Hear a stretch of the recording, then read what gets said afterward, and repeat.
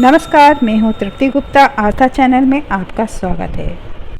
शनि के नक्षत्र में 3 बड़े ग्रहों की युति, क्या आपको मिलेगा लाभ? साथ ही जाने कौन सा युग श्रेष्ठ, पौराणिक कथा से जाने महर्षि व्यास गंगा का जवाब। आइए लेते हैं इस विषय में विस्तृत जानकारी। वृश्चिक राशि के अंतर्गत अनुराधा नक्षत्र भी आता है।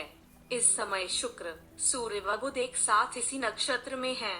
अनुराधा नक्षत्र के स्वामी ग्रह शनिदेव माने गए हैं। शनिदेव के नक्षत्र में 3 ग्रहों का संयोग होने से कई राशि वालों को शुभ फल मिलेंगे। वहीं इन राशियों को धन लाभ के साथ आर्थिक परेशानी से भी मुक्ति मिलेगी। जाने इन राशियों के बारे में। 3 दिसंबर को बुध राशि परिवर्तन, गोचर काल के 23 दिन इन राशियों के लिए रहेंगे शानदार। कर्क राशि, शनि के अनुराधा नक्षत्र में बुध, सूर्य व शुक्र की युति का लाभ कर्क राशि वालों को मिल सकता है। इस दौरान आपको पुराने निवेश का लाभ मिलेगा। लंबे समय से अटके हुए धन की प्राप्ति हो सकती है। आकस्मिक धन लाभ के योग बनेंगे। प्रॉपर्टी में निवेश करने की प्लानिंग कर रहे लोगों को सफलता मिलेगी। मान सम्मान में वृद्धि होगी। मकर राशि, बुध, सूर्य व शुक्र राशि ग्रह की अनुराधा नक्षत्र में युति मकर राशि वालों के लिए लाभकारी रहने वाली है। इस अवधि में व्यापारियों को लाभ मिलेगा। नौकरी पेशा करने वाले जातकों को लाभ मिलेगा। नौकरी में तरक्की के साथ आय में वृद्धि भी मिल सकती है। सरकारी नौकरी करने वाले जातकों को लाभ मिलेगा। नए साल में राहु गोचर से खुलेगी इन राशियों की किस्मत। 2023 में होंगे बड़े बदलाव। कुंभ राशि के स्वामी ग्रह शनिदेव हैं। शनिदेव के नक्षत्र में ही 3 ग्रहों की युति बन रही है। इन ग्रहों की युति का लाभ कुंभ राशि वालों को मिलेगा। इस अवधि में आपको किस्मत का पूरा साथ मिलेगा। नौकरी व बिजनेस करने वाले जातकों को मनचाही सफलता हासिल हो सकती है। वैवाहिक जीवन सुखद रहेगा। इस आलेख में दी गई जानकारियों पर हम यह दावा नहीं करते कि ये पूर्णतः सत्य एवं सटीक हैं। इन्हें अपनाने से पहले संबंधित क्षेत्र के विशेषज्ञ की सलाह जरूर लें। एक बार ऋषियों की सभा में ये चर्चा हो रही थी कि कौन सा युग श्रेष्ठ है। आइए जानते हैं इस सभा में क्या निष्कर्ष निकला। सभा किसी युग की श्रेष्ठता को लेकर एक मत नहीं थी। अंत में तय हुआ कि इस समस्या के समाधान के लिए महर्षि वेदव्यास के पास चला जाए।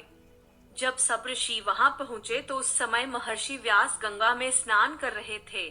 सब उनकी प्रतीक्षा करने लगे। उन्होंने जल में डुबकी मारी और ऊपर आने पर जपने लगे, कलयुग ही सर्वश्रेष्ठ है। ऋषिगण कुछ समझ पाते कि व्यास जी ने फिर डुबकी मारी और ऊपर आने पर कहने लगे, शूद्र ही साधु है, शूद्र ही साधु है। सभी ऋषिगण एक दूसरे की तरफ आश्चर्य से देखने लगे। इससे पहले कोई कुछ समझ पाता, व्यास जी ने गंगा में तीसरी डुबकी लगाई और ऊपर आने पर जपने लगे, स्त्री ही धन्य है। मुनिगण महर्षि व्यास के इस व्यवहार पर आश्चर्यचकित थे। उन्हें समझ नहीं आ रहा था कि वह कौन सा मंत्र जप रहे हैं। स्नान कर व्यास जी अपनी कुटिया पर आए और प्रतीक्षा में बैठे सभी ऋषियों का स्वागत करते हुए पूछा, कहिए आज आप सबका मेरे यहाँ कैसे आना हुआ। ऋषियों ने कहा, आपके पास एक समस्या के समाधान के लिए आए थे, लेकिन आप नहाते समय जो मंत्र जप रहे थे उसने तो हमें असमंजस में डाल दिया है। कृपया पहले इसका समाधान करें। व्यास जी ने कहा, इसमें कुछ भी गोपनीय नहीं है। सतयुग में 10 वर्ष की कठोर जप तप से जो फल मिलता है वही फल त्रेता में मात्र 1 वर्ष, द्वापर में 1 महीना, जबकि कलयुग में केवल भगवान के नाम जपने से ही प्राप्त हो जाता है। इसलिए कलयुग ही श्रेष्ठ है। ब्राह्मण को जो फल लंबे कठोर अनुशासन और पूजा पाठ से मिलता है वही पुण्य फल कलयुग में शूद्र अपनी सेवा भाव के बल पर अर्जित कर लेते हैं। इसलिए शूद्र ही साधु है। मन वचन कर्म से अपनी सेवा के जरिए अपने परिवार को समर्पित स्त्री का योगदान महान है। वे इससे ही पुण्य लाभ कमा लेती है, इसलिए वे धन्य हैं। अब आप बताएं कि आप सबका यहाँ कैसे आना हुआ। सभी ने कहा, हम जिस शंका को लेकर आपके पास आए थे आपकी कृपा से वह दूर हो गई है। यह सुनकर व्यास जी मुस्कुरा दिए।